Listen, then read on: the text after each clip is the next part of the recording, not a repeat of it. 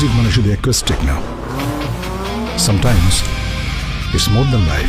ঢালিউডে ধারাবাহিকভাবে নতুন রূপে হাজির হচ্ছেন চিত্রনায়ক শাকিব খান। কখনো রাজকুমার, কখনো তুফান, প্রতিটি উপস্থিতিতেই ভিন্ন আঙ্গিক। এবার তিনি এলেন রক স্টার হয়ে। 5 মে মঙ্গলবার সন্ধ্যায় প্রকাশিত হয়েছে আসন্ন রক স্টারের অফিসিয়াল টিজার। 1 মিনিট 20 সেকেন্ডের এই ঝলকে শাকিব খানকে দেখা গেছে স্টাইলিশ ও তীব্র উপস্থিতিতে, যা প্রকাশের পরে সামাজিক যোগাযোগ মাধ্যমে আলোচনা তৈরি করেছে। টিজারের শুরুতে ঘুম ভাঙা এক দৃশ্যে দেখা যায় তাকে।